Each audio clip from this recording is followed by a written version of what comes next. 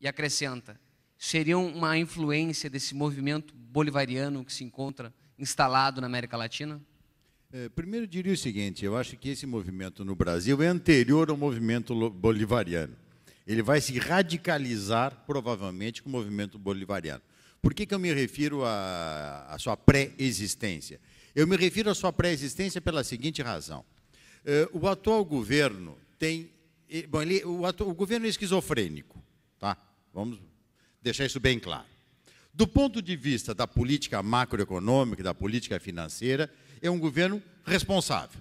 Quer dizer, pragmaticamente, ele deve fazer aquilo que deve ser feito, ele tem mantido a lei de responsabilidade fiscal, não reverteu nenhuma das privatizações, isso aí foi colocado pelos meus colegas, ele manteve a autonomia operacional do Banco Central, aliás, graças a isso, o Brasil está nessa situação extremamente estável e cômoda em relação aos outros países, e teve, digamos, ministros da Fazenda e presidentes do Banco Central extremamente responsáveis, o Meirelles, e me refiro ao Palocci. Agora, isso é um lado do governo, é um lado com o qual os setores realmente estão contentes, festejam isso, eu também festejo, estou bem de acordo. Agora, não podemos esquecer que o movimento de relativização da propriedade privada, em particular, ele foi muito acentuado e conduzido pelo atual governo. De onde veio o decreto 4887 de questões quilombolas? Vem desse governo. Ou seja, esse governo fez com que hoje nós tenhamos um problema racial no Brasil e um problema fundiário do Brasil da maior importância, onde, segundo determinadas estimativas, nós podemos ter hoje 22 milhões de hectares de terras potencialmente quilombolas.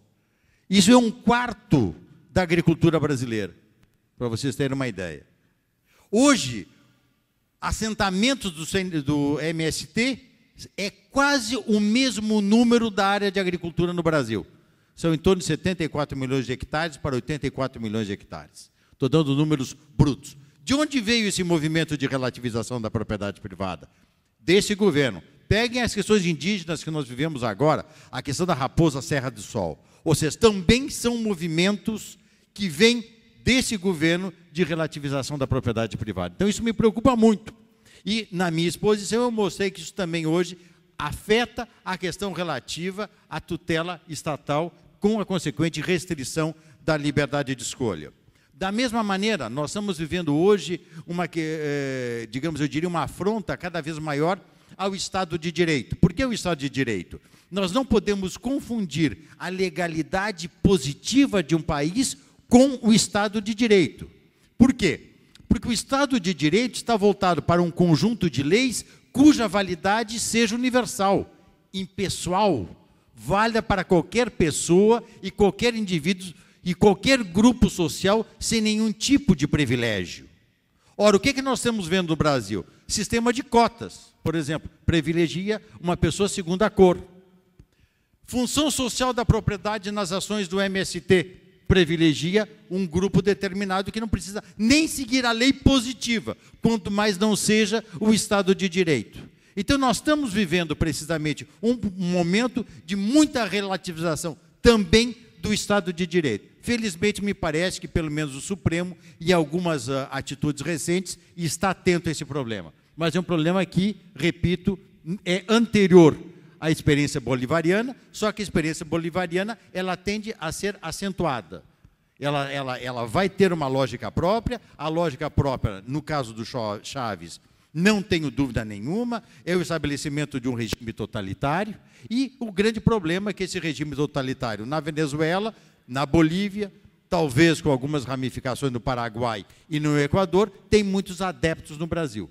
Basta vocês lerem, por exemplo, documentos do MST, documentos da Pastoral da Terra, Conselho Indigenista Missionário, e mesmo setores partidários, para que vocês tenham uma visão muito clara de quanto isso realmente é uma ameaça real.